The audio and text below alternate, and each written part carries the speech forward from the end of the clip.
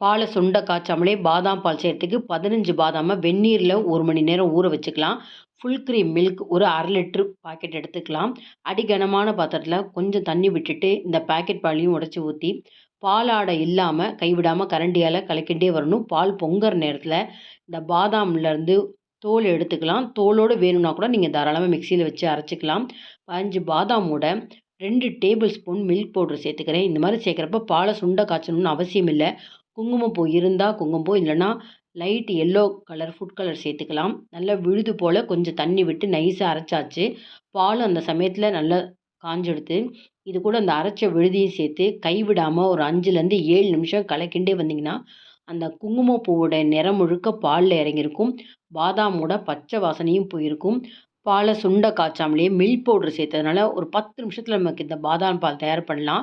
2 table spoon நான் 1/2 litre பாலுக்கு சர்க்கரை சேர்த்துருக்கேன். இதை விட அதிகமாக வேணுனாலும் இன்னும் 1 டேபிள் ஸ்பூன் சர்க்கரை சேர்த்துக்கலாம்.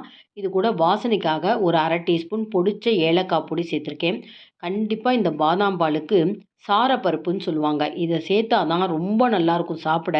குடிக்கிறப்ப அங்கங்கே இந்த சாரப்பருப்பு க்ரன்ச்சியாக கிடைக்கும். இது பாலில் வெந்ததுக்கப்புறம் கீழே போகாமல் மேலேயே உங்களுக்கு மிதக்கும். அதனால் பார்க்குறதுக்கு நல்லாயிருக்கும். இது கூட நீங்கள் முந்திரி பருப்பு, பிஸ்தா இருந்தால் எல்லாமே சேர்த்துக்கலாம். பாலில் நிறைய கால்சியம் இருக்குது. அதனால் குழந்தைகளுக்கு வெறும் பாலாக குடிக்கிறது பிடிக்கல அப்படின்னா இந்த மாதிரி பாதாம் மில்காக செஞ்சு கொடுக்கலாம். கெஸ்ட்டு வராங்கன்னா டீ, காஃபி போடுற நேரத்துலேயே நீங்கள் பாதாம் மட்டும் ஊற வச்சிட்டிங்கன்னா 10 நிமிஷத்துல இந்த பாதாம் பால் செய்யலாம். அவசியம் ட்ரை பண்ணி பாருங்கள். இந்த வீடியோ பிடிச்சிருந்தா லைக்ஸ் கொடுங்க. மறக்காமல் என்னோட சேனலுக்கு சப்ஸ்கிரைப் பண்ணி எனக்கு எப்போதுமே சப்போர்ட் பண்ணிகிட்டே இருங்க.